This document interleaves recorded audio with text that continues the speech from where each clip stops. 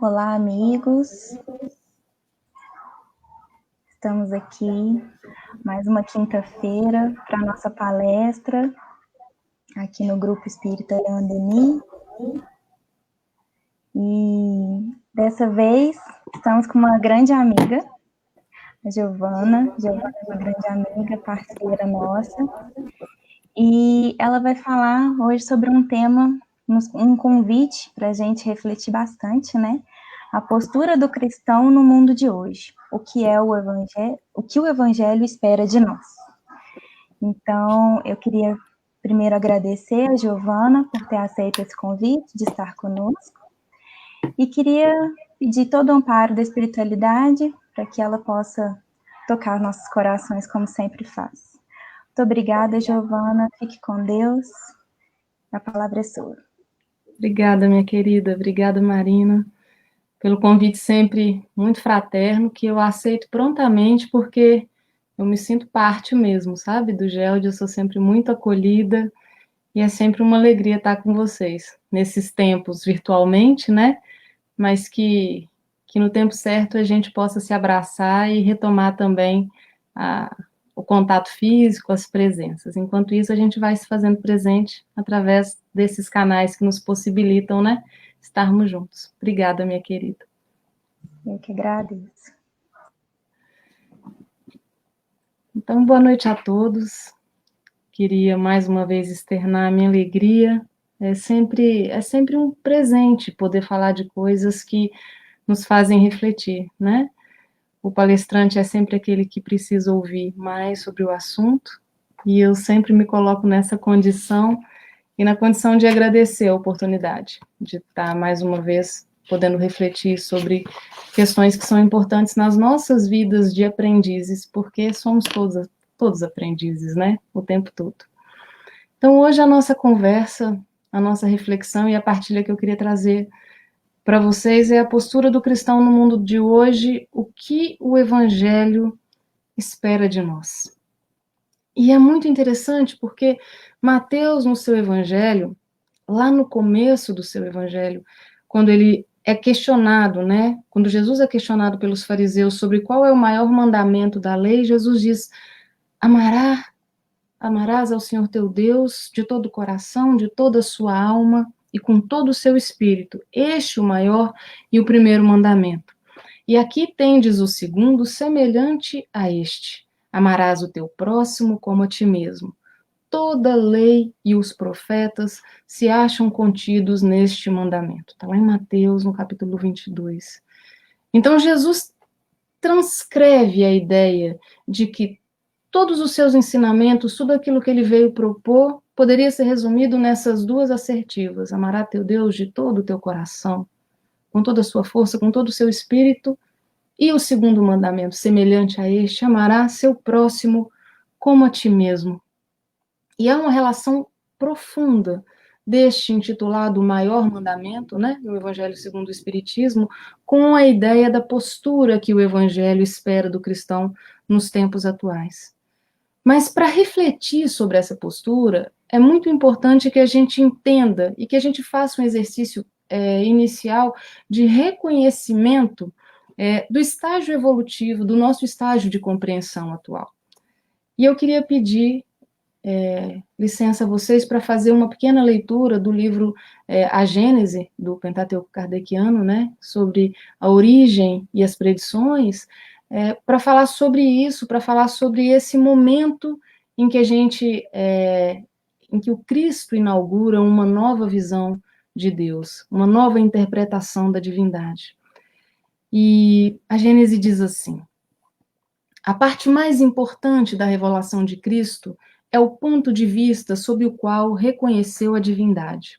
Até então, Deus era construído sob a imagem de tirania, crueldade e vingança.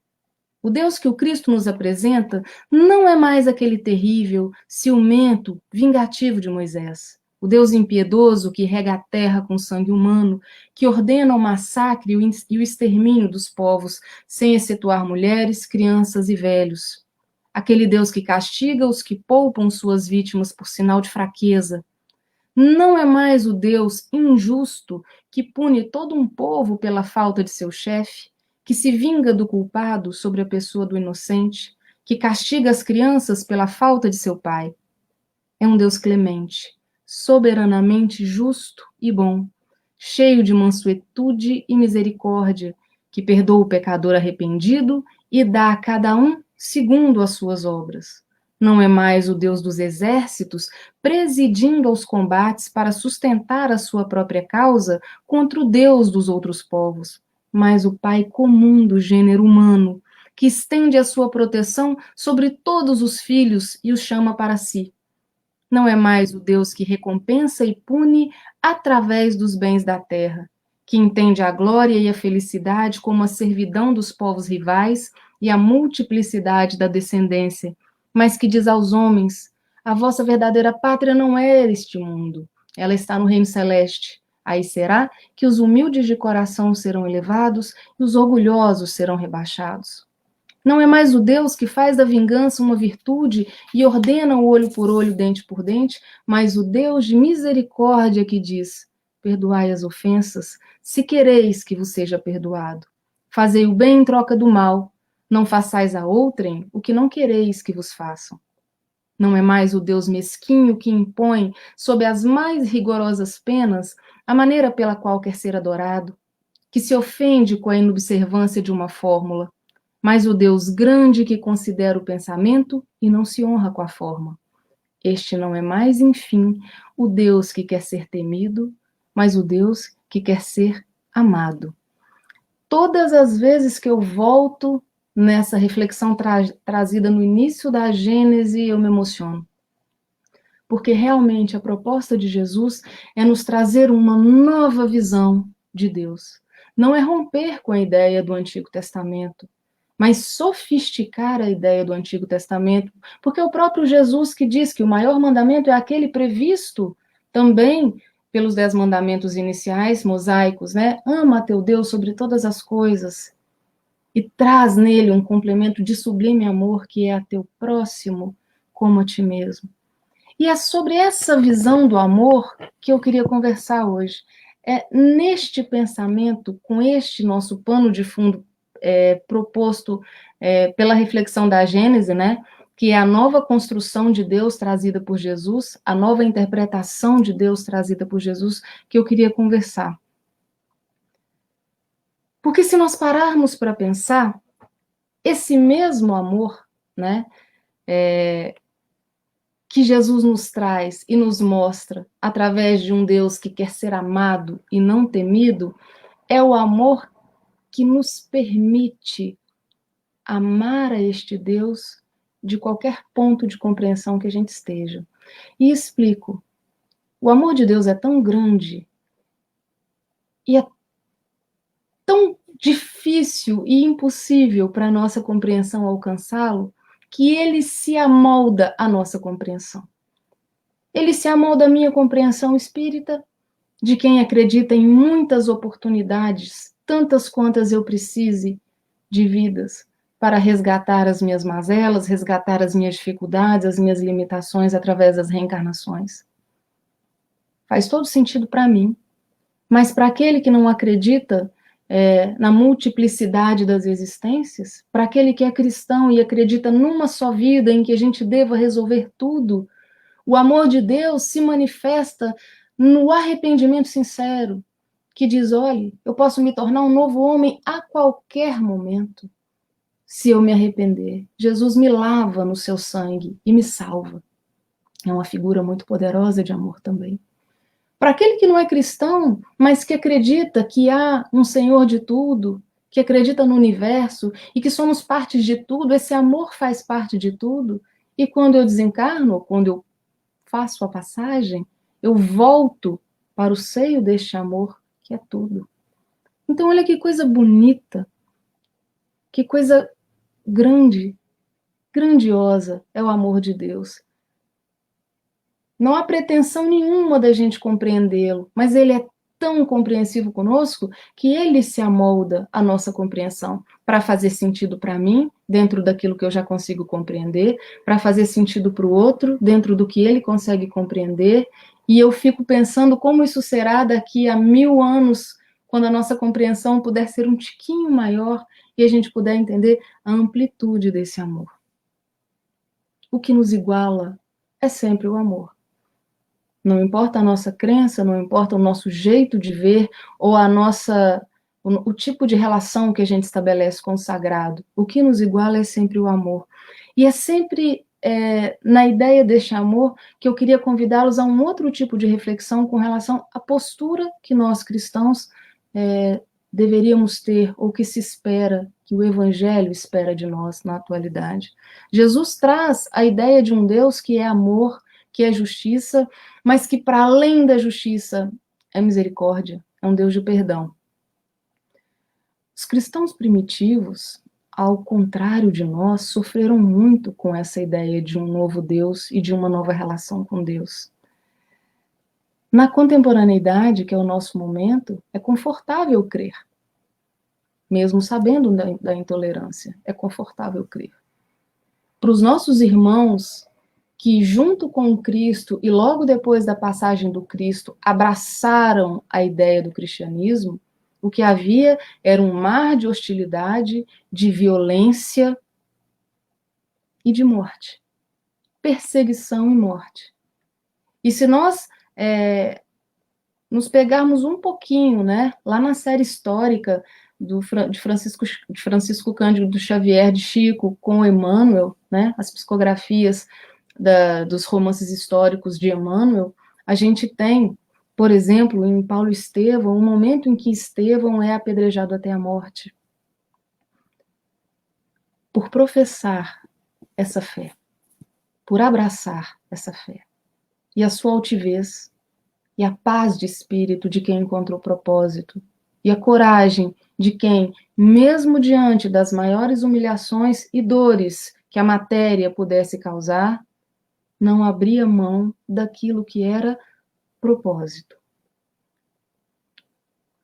Em Ave Cristo, da mesma série histórica, né? 4º livro, em Ave Cristo nós temos Rufo, no momento em que seu dono e senhor, Rufo é um escravo, né? Em que seu dono e senhor diz, nega esse Cristo e abraça os nossos deuses, porque eu te perdoo, eu não vou te sacrificar e eu não vou sacrificar sua família.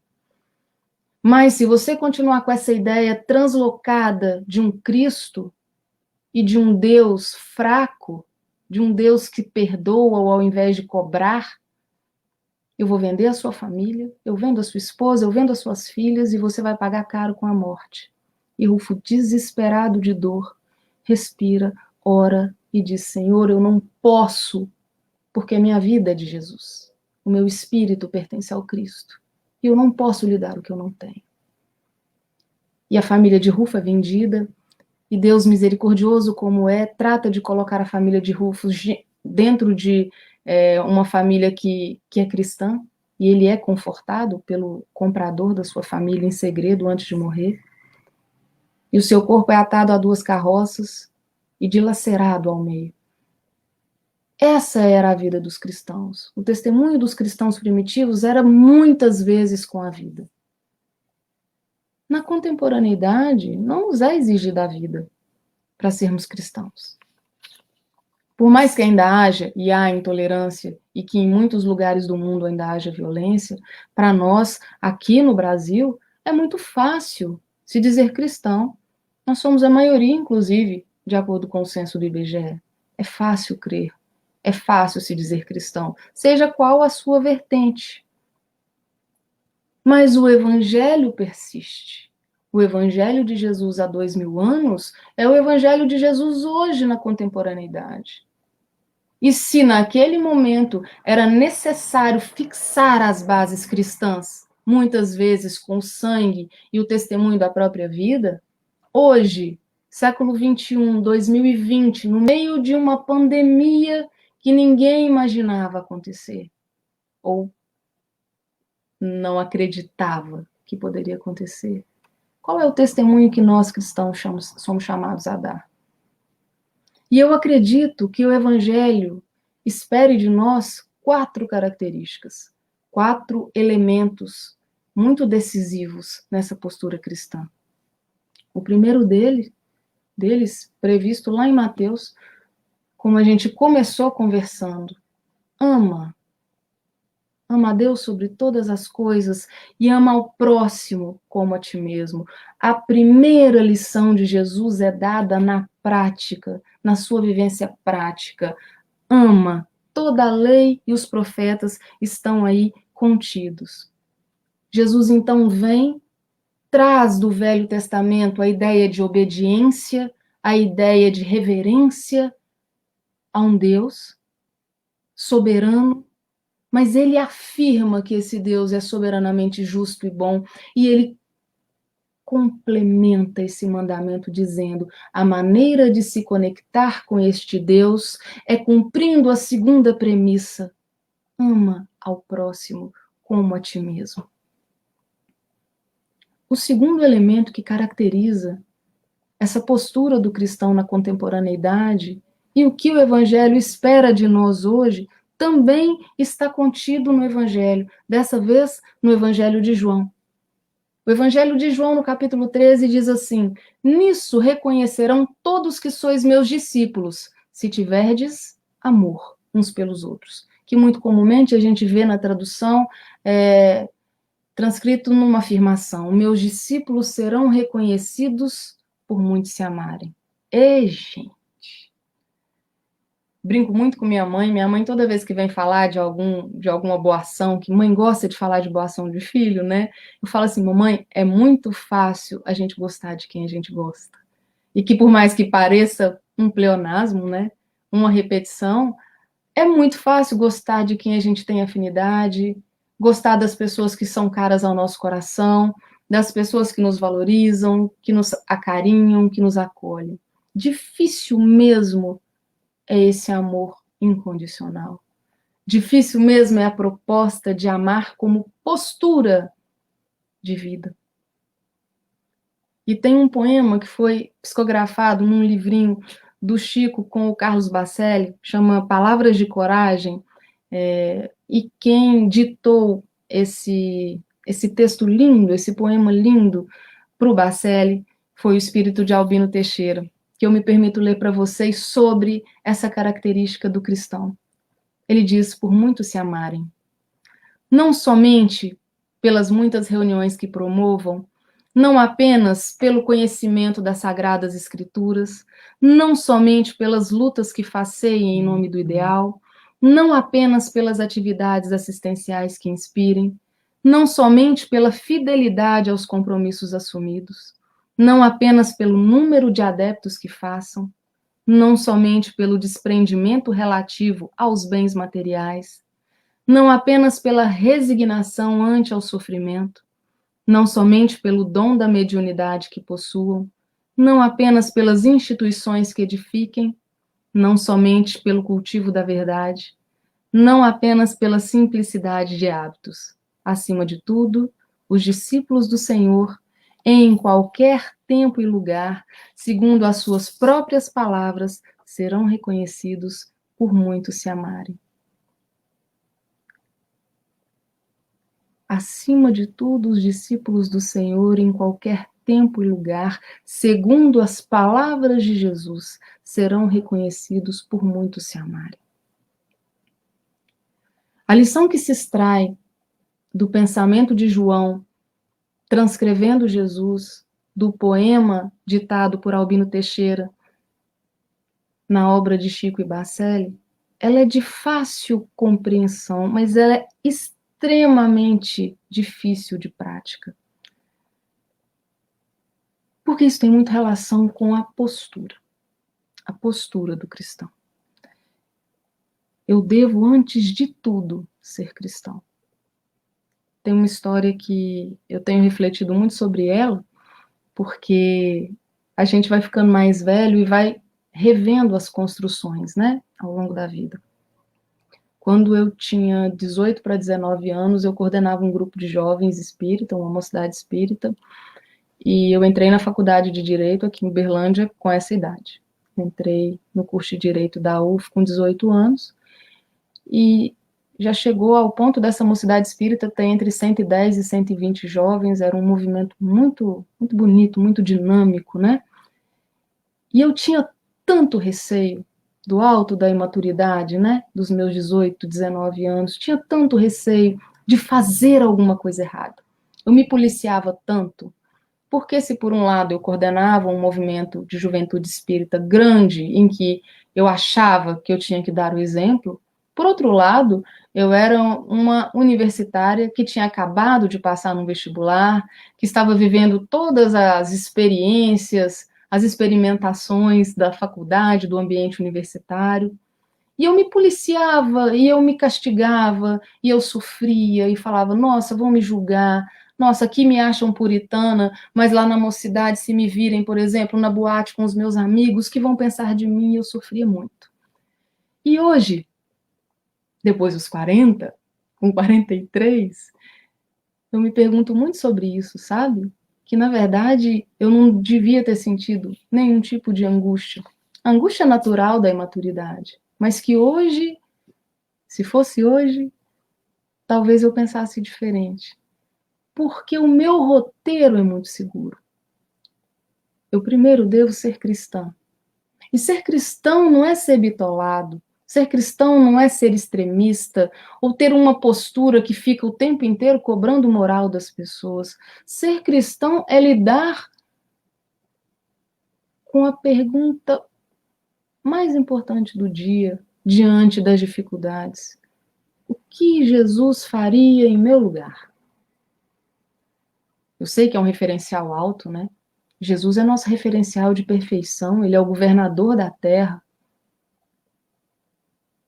Quando a gente pensa nisso, talvez seja interessante a gente trazer também a ideia de Paulo, de Saulo de Tarso, ainda Saulo, perseguidor de Jesus, aguerrido perseguidor de todos aqueles que professavam o cristianismo, estudioso das leis antigas, doutor da lei, seguidor dos princípios da sociedade, e a caminho de Damasco, surpreendido, cegado pelo amor de Cristo, que lhe aparece e que lhe questiona: Saulo, por que me persegues? Ele se dá conta de tudo que tinha feito até ali, do equívoco que tinha vivido até ali. Mas não se lastima, não se lamenta, não se vitimiza, diz: Senhor, que queres que eu faça? E que queres que eu faça é uma projeção para o futuro. É para frente. É caminhada daqui por diante. Então, a postura que o Cristo pede de nós, e essa postura que o Evangelho pede de nós, é uma postura de: primeiro, eu sou cristão. Nós temos uma tendência na Terra, porque a carne, né? A carne nos obscurece muito o propósito, de dar muito valor para aquilo que é da carne. Então, vejam bem, a gente sempre tem um momento de assistir a nossa série preferida, ou de assistir o nosso jornal, ou de fazer as nossas refeições. Não, agora eu não vou atender telefone porque eu estou almoçando. Não, agora eu vou assistir um filme. E a gente faz disso hábitos prazerosos. O culto do lar muitas vezes se torna uma obrigação e não um hábito prazeroso. A gente coloca ele um dia na semana, 20 minutinhos, aí os filhos vêm, nem é na hora do Faustão, ou na hora do meu filme, e o culto se torna uma obrigação, quando na verdade a nossa verdadeira vida é a vida do Espírito. Isso não tem que ser taxado como chato ou como uma obrigação. A postura cristã tem que nos levar para isso com muita naturalidade, porque é gostoso ser amado por Jesus, é gostoso ser acolhido por uma família, que é essa família que a gente faz com o mundo inteiro através desse amor. É gostoso a gente pensar que tem alguém que nos cuida o tempo inteiro, que tem alguém que me criou por amor e que pacientemente espera que eu dê 1, 2, 3 passos e que eu recue e que eu mais uma vez tente dar mais um passo, uma consciência, uma compreensão da verdade. rumo a sair da minha zona de conforto e buscar algo maior que me faça verdadeiramente feliz e que não fique me desviando e me enganando com falsas alegrias ao longo do caminho. O terceiro elemento que o Evangelho traz como algo que se espera desse cristão da atualidade e que tem relação direta com o primeiro e maior mandamento, porque se vincula à ideia de amor, é que o amor que Jesus propõe é um amor proativo. O amor proposto por Jesus, quando ele diz: ama a Deus sobre todas as coisas e ama ao próximo como a ti mesmo, é um amor de proatividade, não é um amor teórico. E eu queria muito partilhar com vocês uma lição linda que eu recebi de um amigo querido há alguns dias, sobre essas reflexões do amor. Eu vinha conversando muito com Jesus nas minhas orações, dizendo: Jesus, queria tanto conhecer esse amor, queria tanto alcançar esse amor incondicional, esse amor que não escolhe, esse amor que não é melindroso, esse amor que não é egoísta. Eu amo quando me é conveniente amar, ou quando me é confortável amar. E vinha fazendo esses questionamentos nas minhas conversas com Jesus.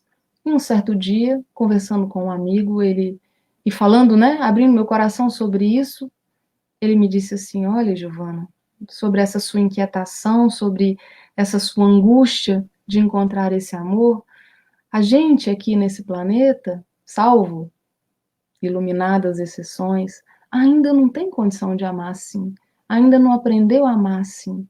Mas enquanto você ainda não consegue, enquanto você ainda está distante desse sentimento dentro do seu coração, trabalha. Quanto mais você achar que você está longe desse amor, trabalha incessantemente na obra de Jesus. Viabiliza a obra de Jesus. Serve, esteja disponível, mesmo quando você não entender o real propósito, porque o seu coração não consegue alcançar a dimensão daquele sentimento amorável. Trabalha, porque naturalmente o trabalho vai se transformar em amor. Isso foi um alívio para mim, porque fez tanto sentido. Naquele momento eu entendi que Deus estava respondendo às minhas preces, que Jesus estava conversando comigo através das reflexões que esse amigo me trouxe, porque é exatamente esse o seu exemplo, trabalho insistente, vivência prática do Evangelho. A proatividade do amor de Deus foi exemplificada por Jesus. Cristo chamava a gente à ação. Ele curava feridos, ele alimentava famintos, ele dava esperança através do seu exemplo, muito mais do que com palavras. É tanto que Jesus não se preocupou em escrever, em registrar. Quem registra a sua história, quem registra os seus feitos e as transformações que vêm daí e atravessam os séculos, são aqueles que tiveram a alegria de conviver com ele ou de ouvir daqueles que conviveram as suas histórias. Jesus não sentou, escreveu e disse: olha, vou fazer um tratado aqui sobre amor. Imagina. Ele amava. Ele amava e era esse amor, através da vivência, que arrebatava as pessoas. E Deus nos convida a esse amor a todo tempo. Deus nos convida à oportunidade de amar a todo tempo. E se a gente parar para pensar qual é o momento em que isso aconteceu na nossa vida, cada um de nós vai entender a proximidade de Deus nessa individualidade que nós temos. Porque o meu momento foi um. O momento de alguém que está assistindo foi outro. Esse convite chegou através das mãos de um amigo. Esse convite chegou através da oportunidade apresentada por um irmão querido. Esse convite chegou porque você se sensibilizou diante da dor de outra pessoa, diante da angústia de outra pessoa. E muitas vezes isso acontece em forma de dor. Nós ainda estamos numa fase de compreensão em que a dor acaba sendo um motivador maior do que a alegria, em que a dor acaba sendo um remédio mais efetivo do que o próprio amor, porque a gente é letárgico, né? A gente é manso, a gente acomoda fácil, se distrai fácil no caminho. Então, a dor é remédio para nos tirar dessa anestesia que nos desperdiça algo extremamente precioso, que é tempo. Porque, meus queridos, por mais que a gente acredite na vida eterna, na eternidade do espírito, na multiplicidade das existências, nas sucessivas encarnações, há algo que é um consenso. O minuto desperdiçado de hoje não volta. Nós não resgatamos esse tempo. Para além, podemos fazer uma nova realidade. Mas para que perder tempo? Nós temos que ser extremamente cuidadosos com ele. Porque cada oportunidade é um caminho novo que se abre. E porque nós vivemos em rede. Tudo que a gente faz impacta o outro, impacta o entorno e impacta o planeta. Achar que não é tentar viver isolado numa bolha. A dor nos chama ao movimento, a dor nos chama à reflexão, porque nos tira da zona de conforto. Rubem Alves é um autor que eu gosto muito, que escreveu um livro com um título muito sugestivo sobre isso, que é Ostra Feliz não faz pérola. É uma frase muito interessante. Ostra feliz não faz pérola. Por quê? O que é a pérola? A pérola é um movimento de dor.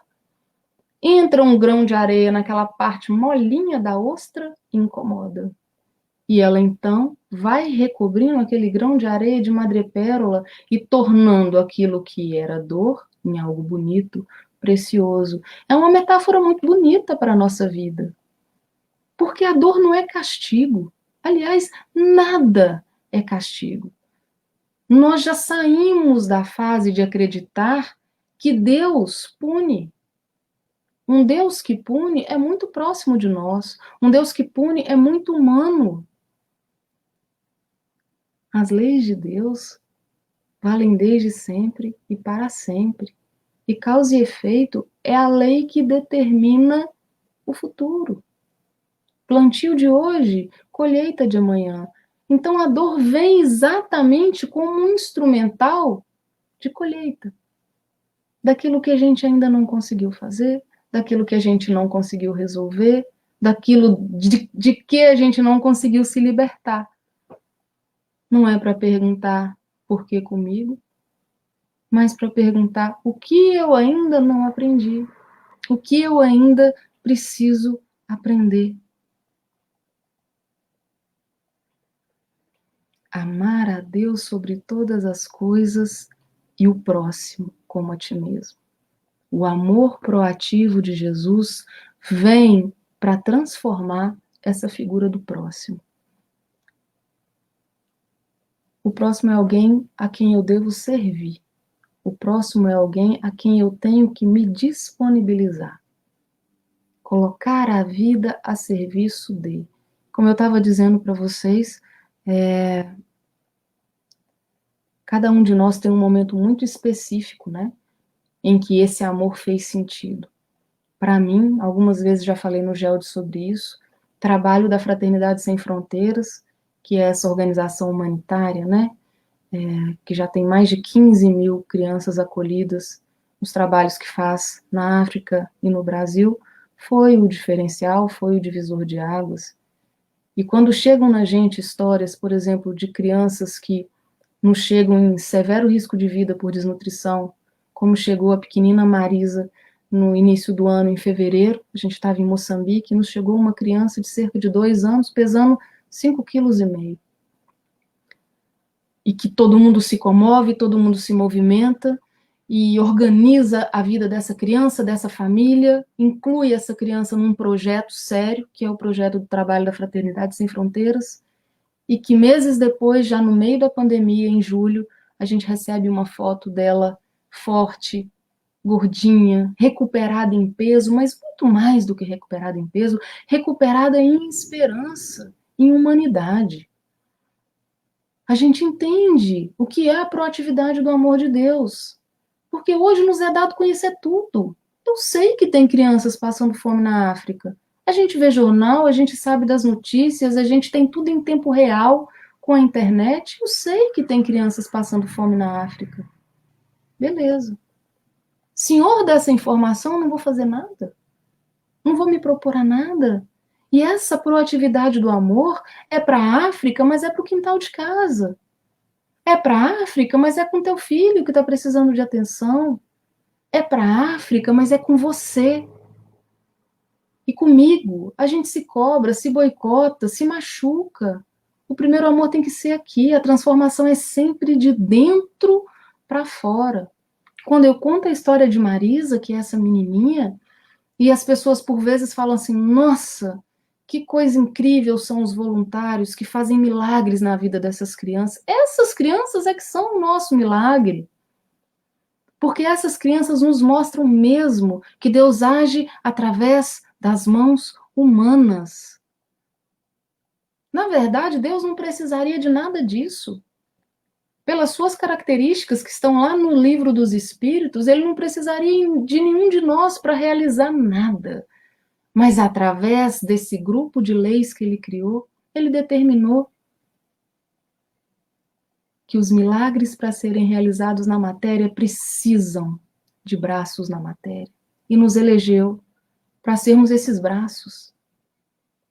Deus precisa de braços humanos para realizar milagres.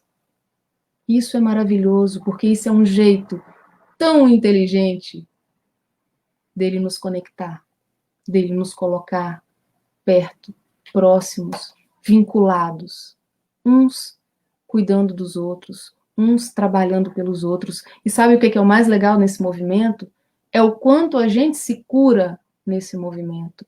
Os meus discípulos serão reconhecidos por muito se amarem. Quando a gente se ama, a gente se cura.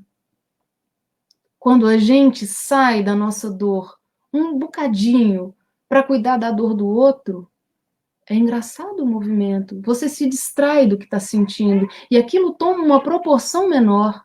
E aquilo toma um espaço menor na sua vida, na sua saúde, na sua história, no teu corpo físico, no teu espírito. E de repente um problema que era gigante, que estava sem solução, é naturalmente resolvido porque você está preocupado de menos com ele enquanto ama, enquanto cuida do outro. O amor incondicional de Deus nos inspira fraternidade. O amor incondicional de Deus nos inspira conexões. Estarmos atentos ao que o outro precisa, porque isso é movimento de cura. E por último, como derradeiro elemento, derradeira característica dessas que o Evangelho espera de nós, eu queria falar sobre confiança. No Evangelho de Mateus, a gente tem uma passagem absurdamente poderosa. No Evangelho de Mateus e também fragmentado no Evangelho de Lucas, que é o Sermão da Montanha. E o Sermão da Montanha, na verdade, ele é um argumento, né? Ou ele é um contra-argumento de Jesus. Porque é Jesus dizendo sobre coisas da vida e colocando valores sobre essas coisas da vida, muito diferentes dos valores que eram vividos por aquela sociedade. E existe nessa construção que Jesus faz no Sermão da Montanha, algo que ele chama, que Mateus chama de os ensinos, que é como Jesus sendo um professor e dando aula sobre pequenos conceitos que são grandes reflexões. E tem uma parte linda que Mateus chama de ensino sobre a preocupação. E nos ensinos sobre a preocupação, Jesus diz o seguinte: por isso eu lhes digo que não se preocupem com a vida diária, se terão o suficiente para comer, para beber ou para vestir. A vida não é mais que comida, e o corpo não é mais que roupa. Observem os pássaros. Eles não plantam nem colhem, nem guardam alimento em celeiros, pois seu Pai Celestial os alimenta. Acaso vocês não são muito mais valiosos do que os pássaros? Qual de vocês, por mais preocupado que esteja, pode acrescentar ao menos 1 hora à sua vida? E por que se preocupar com a roupa? Observem como crescem os lírios do campo. Não trabalham nem fazem roupas, e, no entanto, nem Salomão, em toda a sua glória, se vestiu como eles. E se Deus veste com tanta beleza as flores silvestres que hoje estão aqui e amanhã são lançadas ao fogo, não será muito mais generoso com vocês, gente de pouca fé? Portanto, não se preocupem dizendo o que vamos comer, o que vamos vestir. Essas coisas ocupam o pensamento dos pagãos, mas seu Pai Celestial, que já sabe do que vocês precisam, sabe de tudo. Busquem em primeiro lugar o reino de Deus e a sua justiça, e todas as coisas lhe serão dadas. Portanto, não se preocupem com o amanhã, pois o amanhã trará as suas próprias inquietações.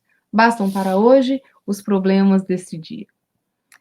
E eu quis refletir sobre confiança, porque nesses tempos em que a gente está vivendo hoje, né, a lição de há 2000 anos vem como um desafio. Vocês realmente estão com medo? A pandemia nos trouxe para um cenário totalmente diferente. A pandemia nos colocou diante da nossa família, dentro das nossas casas, em momentos de reflexão forçada, muitas vezes, porque a gente foi confinado, isolado, quem tem feito, né, esse isolamento, e no começo muito mais, creio eu. E a que ponto a gente confia? E a que ponto a gente realmente entende e busca olhar toda essa situação com o olhar de cristão? Aí volto a pensar naquela característica sobre a postura de ser cristão. Porque antes de ser qualquer coisa, eu tenho que ser cristão. Uma cristã esposa, uma cristã mãe, uma cristã profissional, uma cristã cidadã. Essa é a postura que o Evangelho espera de nós. Então não devo ter medo. Porque Jesus já dizia no Sermão da Montanha que não era para ter medo. Que estava tudo certo nos planos de Deus. E que nós colhemos exatamente aquilo que plantamos. Mas hoje é momento de colheita e também de semeadura. E também de novo plantio. Todos os dias são momentos de plantio. Todos os dias são momentos de escolher o que colher daqui a pouco. Que tipo de sociedade, que tipo de mundo, que tipo de família nós estamos construindo para deixar pós-pandemia? Para deixar para esse mundo de regeneração que se aproxima e que se abre? Nós vamos fazer parte desse contexto, sendo parte daqueles que promovem a mudança, começando no nosso interior? Ou nós vamos ser para sempre sugadores, que só se aproveitam do fluxo e que passam? E aí, indefinidamente, teremos que voltar. Os desafios que são propostos para a nossa sociedade hoje, para nós como cristãos, são os desafios que foram propostos há 2000 anos, num contexto diferente, mas os mesmos desafios. Requerem coragem, requerem postura, requerem que a gente olhe de frente e não tenha medo de dizer quem a gente é. Não tenha medo de dizer no que a gente acredita. E não tenha medo de amar. E não crie condições para o amor. Porque, como a gente conversou no começo, é fácil amar em teoria. É fácil conhecer as letras dos livros, conhecer os ditos das grandes almas que nos inspiram. Difícil é estabelecer conexões. Agora, ainda me valendo da Gênese, lá no seu começo, quando Kardec traz para nós que no momento da criação do Espírito, Deus coloca em cada um de nós a centelha divina. E essa imagem da centelha divina é a coisa mais linda e reconfortante, porque eu sei que há um pedacinho de Deus em mim. E que no momento em que eu quiser, Ele está pronto para mim. Para que a gente estabeleça essa conexão. Para que a gente faça esse vínculo, refaça esse vínculo. Que eu me aproxime dele, me encoraje nele. E que eu olhe para Jesus, não como um exemplo que eu nunca conseguiria alcançar, mas como um irmão verdadeiro, do meu lado, caminhante, e dizendo, Giovana, vamos porque é hora. Não é hora mais de teorizar. O amor precisa ser proativo. Enquanto houver dor, a gente não pode parar. Enquanto houver dificuldade, enquanto houver gente como nós, filhos de Deus, sofrendo, este amor ao outro como a mim mesmo, não pode ser uma escolha. Ele tem que ser uma ação. Que a gente se conecte. Que a gente se conecte primeiro com essa essência divina que nos encoraja, que nos fortalece e que busque nessa essência o espaço de amar e de fazer a conexão com o outro, de olhar o outro com os mesmos olhos que a gente gostaria de ser olhado, com o mesmo interesse, com a mesma compaixão, com a mesma empatia. Queria muito agradecer, mais uma vez, a paciência de todo mundo, o espaço aqui na casa do Gelde, convite carinhoso, que é sempre atendido com meu coração feliz demais pela oportunidade de dizer em voz alta as reflexões que eu preciso trazer para a minha vida e vivenciar. Obrigada, que Deus abençoe todo mundo. Obrigada, Marina. Deus te abençoe. Giovana, eu só tenho que agradecer pelas reflexões. Ainda, como eu disse no início, toda vez que eu te escuto, realmente suas palavras tocam meu coração. Que a gente possa realmente confiar mais em Deus e seguir mais o exemplo de Jesus, né? Essa confiança proativa também, né? Praticando, né? Junto com esse amor proativo. Então, eu quero te agradecer muito, mais uma vez, por você ter aceito o convite, por trazer para a gente tantas reflexões que fazem a gente realmente a querer sempre mais, por mais que a gente ainda seja muito pequeno, a gente está caminhando, né? Isso que é o mais importante. E a gente precisa querer caminhar, né? Então, eu só tenho te agradecer mais uma vez, agradecer a todos que ficaram conosco aqui e a todos que vão assistir essa palestra, porque ela ainda vai ficar gravada. Muito obrigada, boa noite a todos, que Deus esteja conosco sempre. Que assim seja, minha querida. Obrigada, gente. Boa noite para todo mundo.